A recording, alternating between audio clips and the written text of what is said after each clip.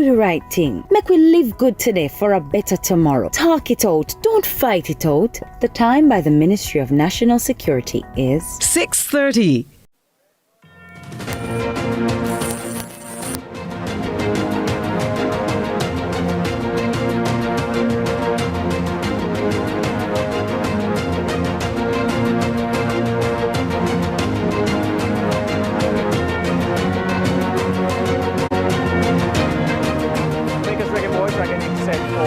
Biggest test of the Jaime Halgrim's Copa America in the United States. Battle best from South America. What shape is programming it? Well, and what are the plans that are in place for the countries? For now that Michael Ricketts, the JFF president, has a brand new mandate to work with. Our pre-squad announcement, Copa America 2020, Reggae Boys squad, and a lot more that we're doing. That the surroundings look a little bit different from what you're used to. We're not in studios this day at Broadcast House 69 Concert. We are next door. We are at Discus Throwaway at Marketplace. We're coming from Usain Bolt's Tracks and Records. It's the Copa America edition of Lead Story, and the JFF boss will be my guest right after this.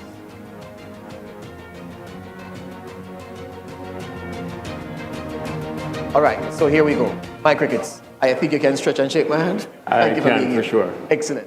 All right, first things first, the Reggae Boys are preparing for a big assignment. The Copa America is almost upon us.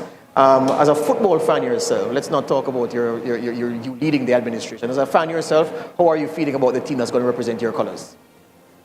I have not yet seen the squad, but I'm pretty sure that the coach will give us the best team. We are very, very excited at the prospects. Having been very close to the coach and having had a number of discussions with him, he is pretty confident. The coaching staff, players, we just came back from Dominica, and as disappointing as the game itself was, the results meant that we still have 6 points. So we are, of course, very confident.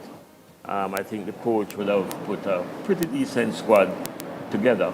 And like I said, we are just very, very optimistic at the prospects. Yeah.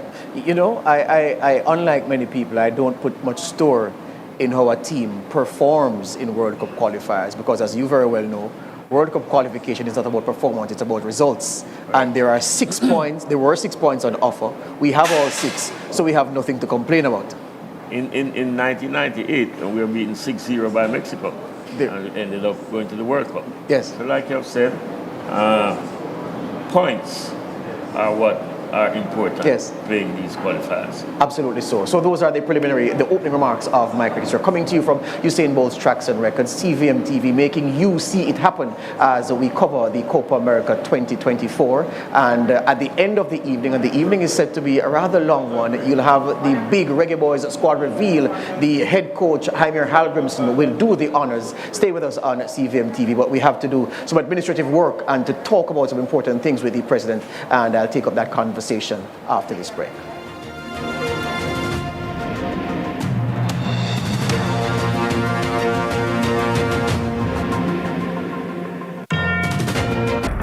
Chile. It took 99 years for them to win their first continental title, which they defended at the Copa America Centenario in 2016. Chile won both the 2015 and 2016 finals against Argentina on penalties, even though they have never defeated the Albiceleste over regular time in tournament history. Copa America 2024 brought to you by KFC. Courts.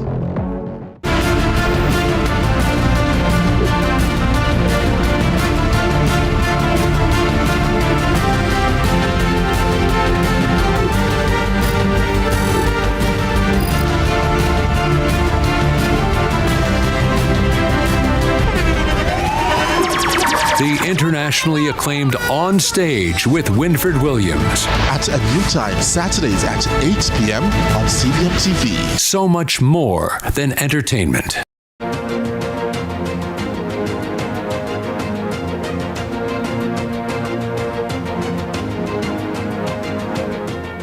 I'm hanging out at Usain Bolt's Tracks and Records with the JFF president, Mike Ricketts. No, we're not talking about athletics or track and field. We are talking about sport football, and we are here because the Reggae Boys are set to announce the squad that will represent the black, green and gold at the Copa America tournament being played in the United States. So that big squad reveal will happen a couple of hours from now, and Heimir Hallgrimsson, the Icelander at the helm of the Reggae Boys project, will be the man to name the players who will represent the country at this very, very important tournament. Mike Ricketts, you came through the election unscathed. It was a comfortable victory. I saw a newspaper editorial which made it seem as if you squeaked home by one vote, as if it's not a first past the post victory, and even if you won by one, you'd still be the president. You had 22 clear of your rival. Since that time, you've had time to look over the task ahead of you and to put together a team equipped with the skills to take us where we want to go. How has that task been running so far? So far, I would think that we have done well. Our GenSec is extremely competent. We would have put in place a number of standing committees, and we were very careful selecting those persons who would make up these committees. We looked carefully at the respective chairpersons, and like I say, we were very careful in selecting these members. So far, things have gone well. Our technical committee has done exceedingly well from a refereeing standpoint, from a coaching standpoint. We have also done very well. As it is now, we just have a multiplicity of games being played all over. Our under 15 boys just came back last evening, or in fact they went to a tournament in Sweden. Our under 17s are very, very busy trying to qualify for a world tournament. In fact, they just came out of a camp. Our girls just came back from Brazil a few days ago. We're preparing now. Our under 15 girls are preparing to participate, in fact, under 14 in a tournament with our CFU counterparts. We are sending a delegation to China. They leave next month. So we do have a lot of football. And our development program, as it is now, we do have a TDS coach, which was assigned to us by FIFA. In fact, we're one of 25 countries. In fact, this was open to every single country that is affiliated to FIFA, meaning 211 countries. Jamaica was one of 25 that was selected to be part of this grassroots and this development program. So we have a number of things happening right now, and football really, and I think football is in very, very capable hands. And like I've said, people like Speed and Chung, Raymond Grant, we have 4 new vice presidents who seem all intent on ensuring that we grow the sport. Is there enough money coming into the football to be able to do to implement the plans that you and your team have put on paper? The question is no. But as it is now, we do have some partners who certainly are giving us some support. Our parent organizations, CONCACAF and FIFA, are working with us, but we definitely need support. Chung is a numbers man, so I know that he'll give you these projections. So insofar, I wanted to tell me, based on what you have to implement, how much money you have coming in, how much is the deficit? Meaning, are you 20%, 30% of what? I would think that Chung, like you've said, is a numbers person. So he probably would be able to give a better answer. But as it is now, we are indeed struggling because we do have as many as 13 teams on either side of the gender, one probably more on the men's side. But it is a struggle.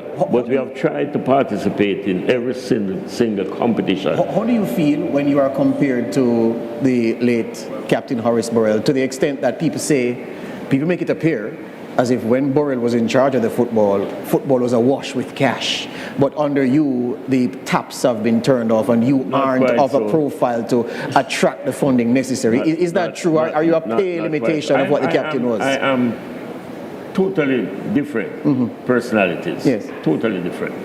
And I am comfortable being where I am. And what is important is that you have good, competent persons around you. And that is what I do have. And certainly we would have played we've been playing far more football than would have been played in my predecessors, the late So you're Captain saying, Boyd. so you're not accepting the criticism that he was attracting a lot of cash and you aren't? No. And I know that because I've been around for decades, and I know that there were struggles then. I do know that. And we have managed to survive. I mean, a month has not passed and we've not been able to pay our bills. The people say that for the first time in a long time, my crickets, the JFF has bankable assets to trade on insofar as the caliber of the players you have at your disposal. Leon Bailey's profile it can't be any higher. We have a youngster who's in and around the squad, Dujuan Richards, who is the next big thing, it appears. You have other players. You have Damari Gray, who was an established Premier League player before he went over to Saudi Arabia and has been doing well in the national colours. So people say, well, with these bankable assets, even someone who is not skilled in marketing can leverage their appeal to bring the relevant funds to the JFF. Is it as easy as that? It's not as easy as that. But some credence to the comment. Yes. Because some of these players would make the football marketable. Yes. So I wouldn't discount that comment. But we, as it is now, have improved our marketing department. We have contracted a company to help us to market the sport. When we got into football, we thought that we needed some foreign-based support. And we were able to have gotten Adidas on board. And that certainly would have helped the product to be far more marketable than it used to be, especially when you have an apparel manufacturer who arguably is one of the better ones. Yes. When you have them in your corner, then it says volumes for your ability to market the sport. And that certainly would have benefited us in a huge way. Yes. We will make an announcement tomorrow, a very significant announcement, where a new sponsor will be coming on board. And we want to use this opportunity to encourage corporate Jamaica to come on board. I say football is not what it used to be. Football is not just for fun. We want to use the sport to socially impact the well-being of our boys and girls. I would suggest to you, my crickets, that there are many organizations with a bankable profile that would say, well, corporate Jamaica should come on board. In other words, they are in the passive position of inviting corporate Jamaica to come. I'm suggesting to you that with your needs, with your ambitions, and with your lack of resources to fund those ambitions, you should now charge your marketing team with finding creative ways to go to corporate Jamaica because they're not coming in the way you expect them Correct. And that is exactly what is being done right now. Like I said, we have contracted a local marketing agent, and we are now looking at an overseas marketing agent to help us to globally market our product. I know the JFF says that it's transparent in its dealings. I can tell you that as a football fan, one of the things that has disappointed me is that I can't point to many occasions where the JFF calls a press conference and speaks to the nation as a football-loving public to say, okay, gentle people, these are the things we have planned in phases 1 through 4. It will cost this. We are here where the funds are concerned.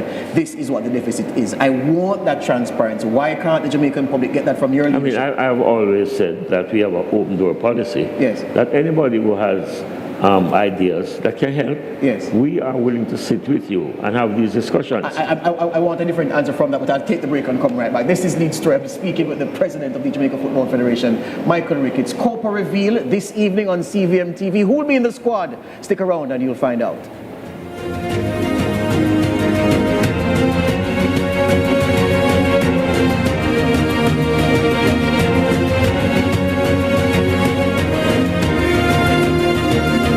The date. Mark your calendar. It's a start to the Copa America like no other. Witness the likes of Messi, Julian Alvarez, and Emi Martinez as the reigning world and Copa America champions Argentina come face-to-face with CONCACAF hopefuls Canada. Live Thursday, the 20th of June at 7 p.m. See it happen on CVM TV. Copa America 2024 brought to you by KFC. Courts. The time by Grace. Taste that moves you is 6:45. CVM presents Copa Facts. Costa Rica. Costa Rica have competed in the Copa America 5 times and reached the quarterfinals twice. On 4 occasions, they have been directly invited. The Copa America Centenario in 2016 was a collaboration of the CONCACAF and the CONMEBOL, with Costa Rica qualifying by virtue of winning the 2024 Copa Centroamericana. Copa America 2024 brought to you by KFC. Courts.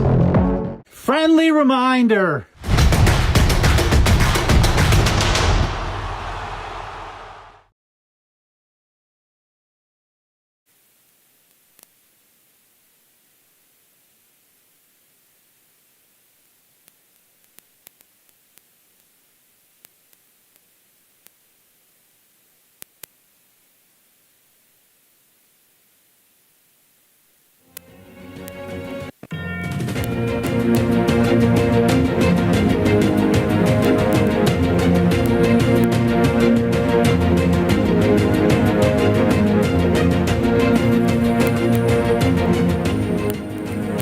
Back to lead story coming to you from Usain Bolt's Tracks and Records, Constant Spring Road in St. Andrew, Marketplace to be precise, next door to CVM TV's broadcast house where we usually are coming from. This is the Copa America Squad Reveal edition of a lead story, and I say that because at the end of the evening we'll be having the big squad reveal. You'll know the Reggae Boys will be traveling to the United States to battle in that competition against Messi and company, and it promises to be a real tough tournament, and the Reggae Boys will illuminate the stage. I was speaking with the JFF president, Mike Ricketts. His position now undisputed. His critics thought that he wasn't running the football properly, but the delegates gave him a resounding mandate to go forward with the football, which of course is the ultimate response, the ultimate proof that his administration is doing something right, that the Ricketts leadership is stronger than many would have you believe. And he's here talking about his plans and the funding part of those plans. And Mike, this is the most difficult part of the conversation that we'll have, because I need to just give the Jamaican football fan who doesn't have the access to you that I do a window into how it is you are going to make the mayor run with the cash you have, because a late former prime minister in Jamaica famously said it takes cash to care, and I know you care a lot, but you want to care more if you had more cash. So just this last thing, and then we talk about some of your successes, because I'm just keen to know this communication. I'd love to see you do it this way, and maybe it's a suggestion I'm giving to you, that perhaps it is that you should say to your team, we need to go to the Jamaican public and be very transparent to say, look, this is what we're expecting in revenue over this period. These are the plans we have. These are the competitions we have to fund. This is what it costs to fund these competitions. We are X short, and so we are tasked with going to corporate Jamaica and outside corporate Jamaica to get the funding. Why can't you do that? Well, it's not a matter of not doing so. But you know, I would still think that we are in times of austerity.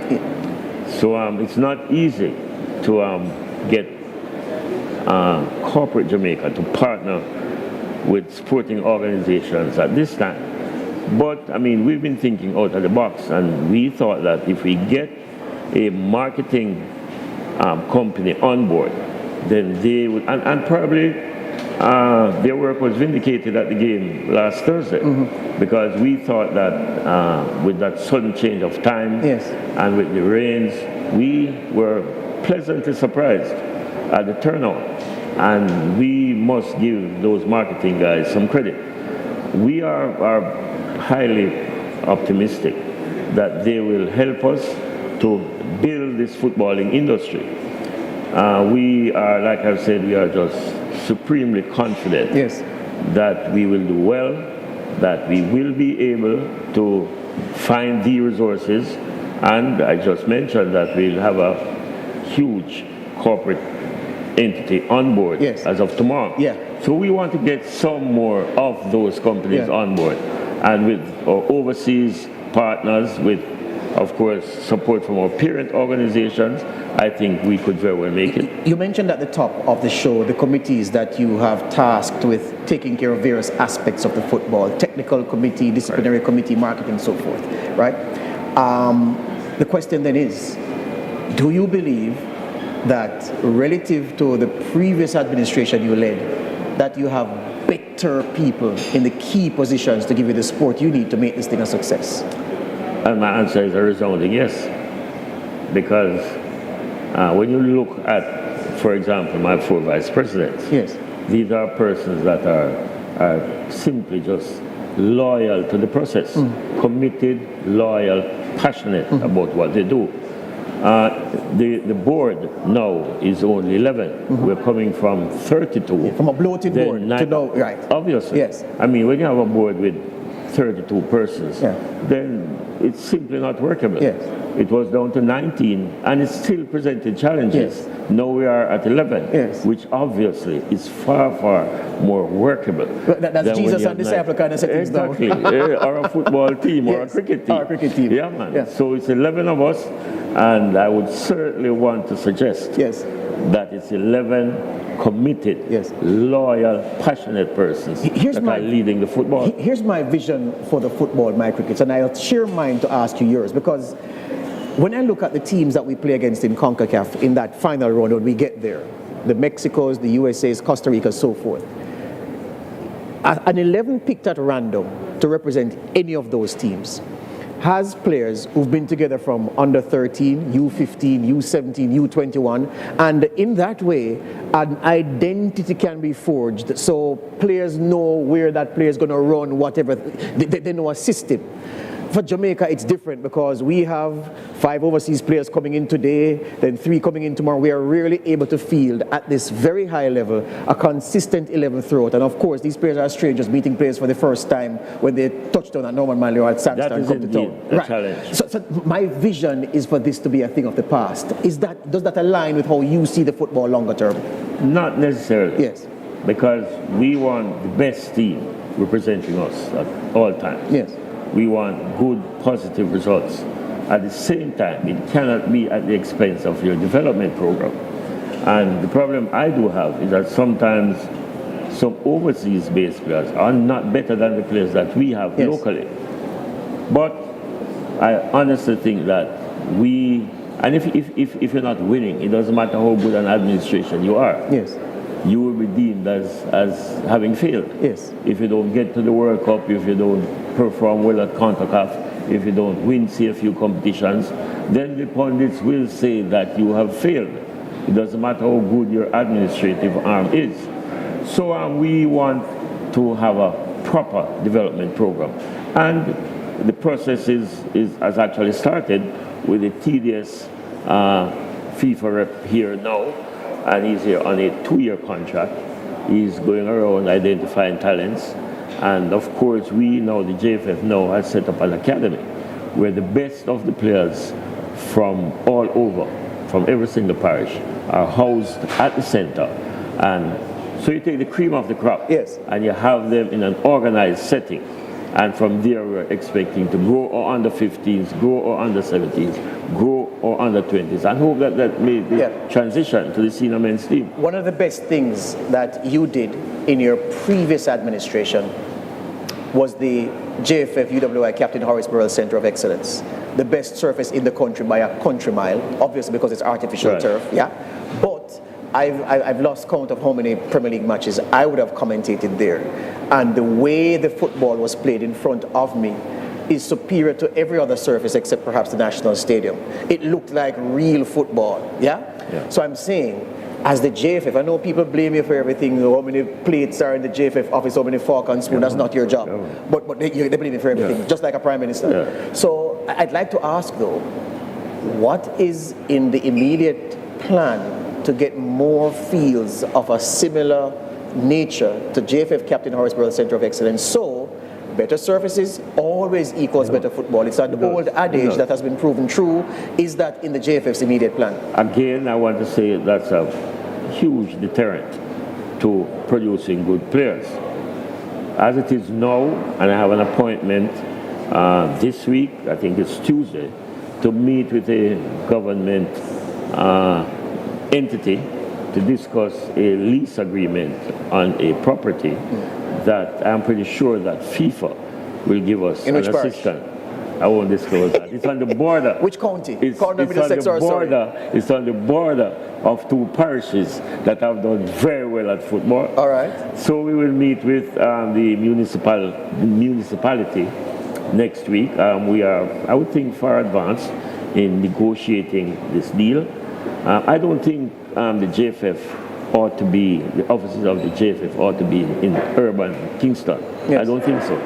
So we are looking at relocating. We have two properties now that we are looking at, one in Western Jamaica, one in Central Jamaica. And we have had informal discussions with our parent organizations to help us to develop these two properties. We are just optimistic and hopeful that those will work. In fact, we had actually signed off on one of these properties, but the lease period was far less than what FIFA would want it to be. So we actually had sent it back for it to be redone. Now we have been engaged again by the government entity to try and have that redone. Question for you, we're almost at the end of my crickets.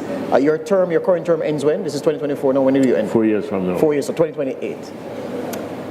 In 2028, if the Lord blesses you with good health and your folks take care of you and you take care of yourself and you're back here in 2028, by that time, can you promise the Jamaican people to have 2 or 3 more facilities like the Captain Horace Burrell surface? As it is now, yes, we are negotiating for 2 properties. Yes. And like I've said, we have had informal discussions with FIFA and they will give us some assistance. So one, we'd want to relocate the offices of the JFF, have it on a property with fields, training fields, a dormitory, facilities even outside of football, maybe a gym where you could bring, and make that self-sustainable. And somewhere you can rent for them to keep sting and collect revenue. There you go. We're out of time, Mike. We'll talk again because you'll be here for the big squad reveal, the Reggae Boys squad, to be named this evening by the technical director, Heimer Hallgrimsson. You'll learn who will be on the plane to the USA or who will take a plane from somewhere else to go to the USA, not necessarily from Kingston, but all that will be revealed on CVM TV this evening. After the news, make sure you come right here. Well, stay for the news and stay for everything because we're going to have a fantastic time later. Thanks to Mike Ricketts, the JFF president, for being my guest on a special edition of Lead Story this evening. It's over to the guys in the news center. Thanks for having me, sir.